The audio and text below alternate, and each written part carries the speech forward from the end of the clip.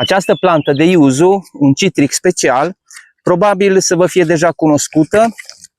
Am prezentat-o într-un tutorial anul trecut, când am vorbit despre această esență, de ce o face atât de specială, modurile de cultivare și condițiile de climă. Este o plantă ce rezistă foarte bine la frig, rezistă foarte bine la gerurile din timpul iernii, de la -10 până la -15, chiar cu temperaturi și mai joase pe o perioadă mai scurtă de timp. Astăzi vom planta această plantă de yuzu, chiar aici, într-o zonă de munte. După cum vedeți, zona este foarte abruptă, acest teren este foarte abrupt.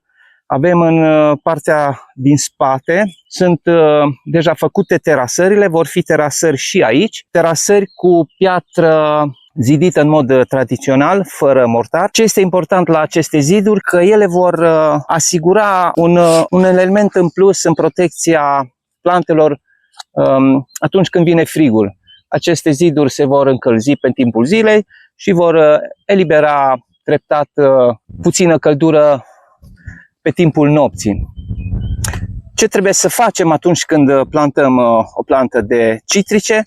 Să facem o groapă suficient de mare, acolo unde se vor dezvolta rădăcinile. Nu trebuie să facem o gropiță foarte mică. În plus, toate citricele au nevoie de un substrat special, cu un pH foarte scăzut, între 5 și 6,5. Această plantă deja am făcut schimbarea de pământ, deci tot ce are printre rădăcini este substrat special pentru citrice. Trebuie doar să adaug în groapă pământ pentru citrice și să o plantez. Umplem cu substrat pentru citrice toată groapa pe care am pregătit-o, unde vom pune acest lămâi special, yuzu. Deci substratul trebuie să fie de bună calitate și nu trebuie să-l amestecăm cu pământul care este din grădină, pentru că sunt două substraturi diferite și pH-ul atunci puțin se schimbă. Vedeți, fac gaură exact cât să intre aparatul radicular. Acum trebuie să am foarte mare grijă, pentru că această plantă a fost transplantată în acest ghivece anul trecut și e posibil ca rădăcinile să nu fi incorporat tot substratul. În acest caz am să tai ghiveciul pentru a nu deranja rădăcinile într-un mod excesiv. Fac acest procedeu doar pentru că nu sunt sigur cum s-au dezvoltat rădăcinile. Dacă ar fi fost o plantă cu pământul original din pepinieră, aș fi făcut alt procedeu, fără să tai ghiveciul.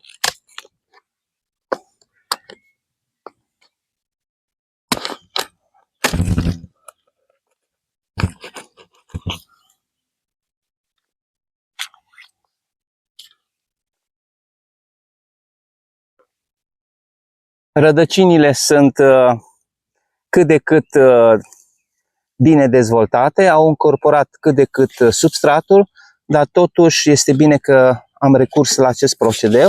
Acum am să pun mâna de dedesubtul aparatului radicular, o pun cu grijă în gaura pe care am pregătit-o cu acest substrat special și adaug acest pământ.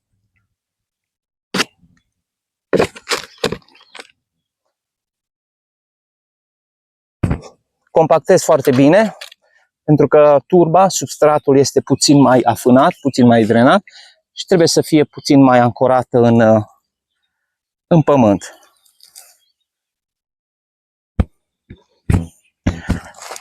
Cum urmează să adaug deasupra pământul pe care l-am scos din groapă, cel din grădină.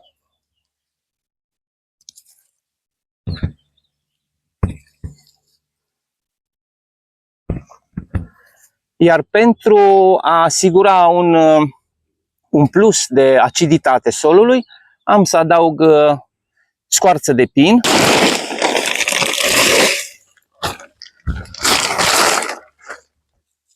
Scoarța de pin ajută atât la scăderea pH-ului în timp, cât și la menținerea umidității, protejează de cald pe timpul verii și de frig pe timpul iernii.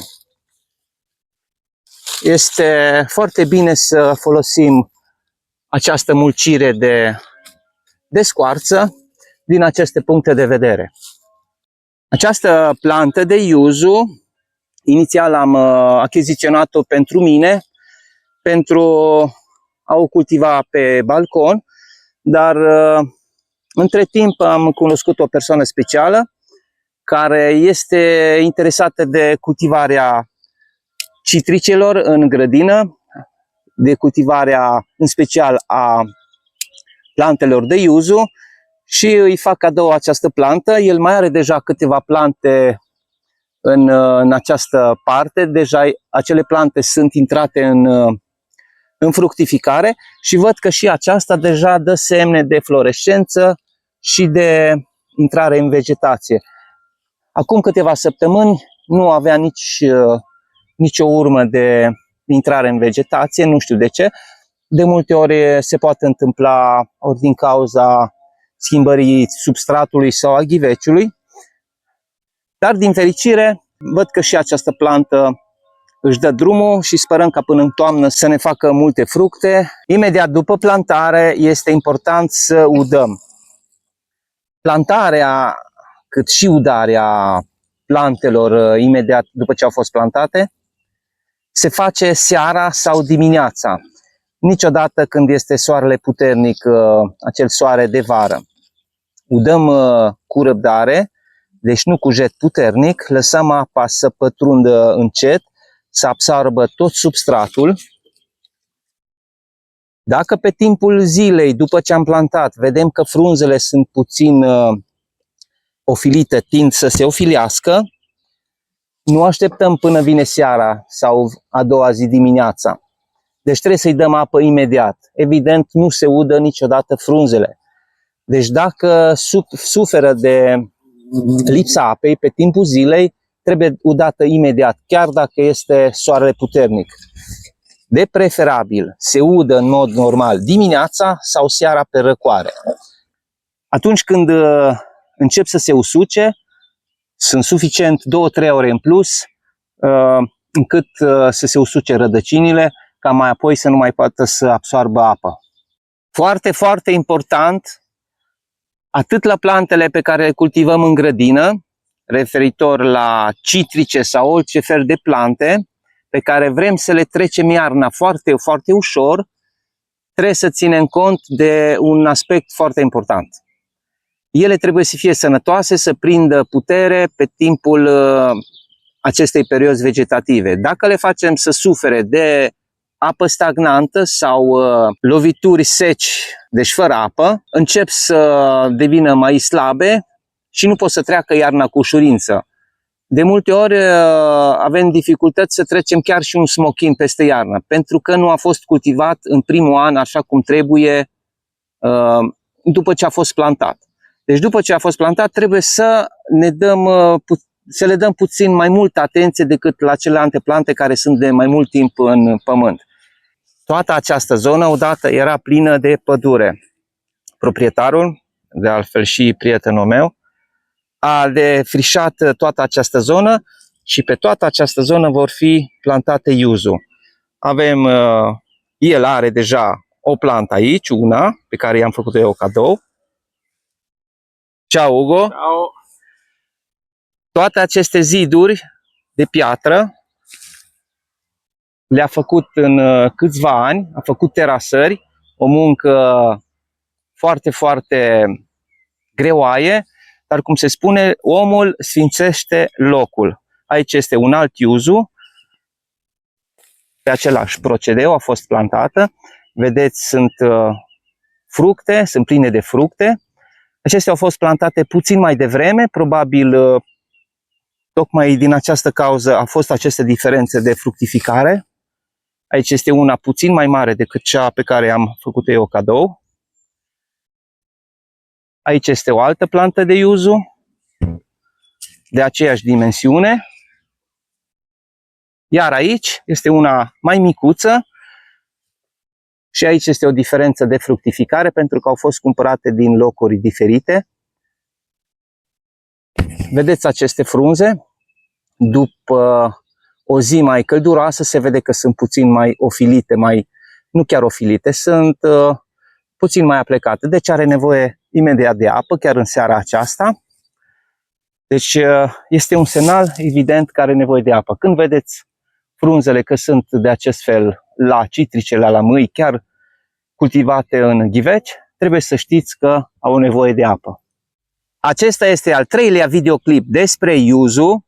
Mai sunt deja două, deci unul cu cel cultivat în ghiveci, în terasă sau în grădină. Vor fi multe alte clipuri. De altfel, foarte puține informații avem despre această esență și eu mă informez. Știu foarte multe despre citrice, despre yuzu sunt puțin la început. Nu este foarte diferită această esență, diferită pentru că se cultivă în grădină. Am să încerc atât cu informațiile pe care le culeg, cât și cu ce avem experiență din câmp. O să vă arătăm exact evoluția acestor plante, dacă merită sau nu cultivată. Eu spun că merită cel puțin încercat. Dacă vă abonați la acest canal, puteți avea acces și la mai multe informații, puteți avea răspunsuri imediate la ce probleme aveți despre citrice, despre plante în general. Abonamentul costă foarte puțin, derizoriu, cât o cafea și un corn. Haideți să vedem cine mă oferă astăzi o cafea. Vă aștept cu întrebări, cu sugestii și cu propuneri de alte videoclipuri. La revedere și să ne vedem sănătoși!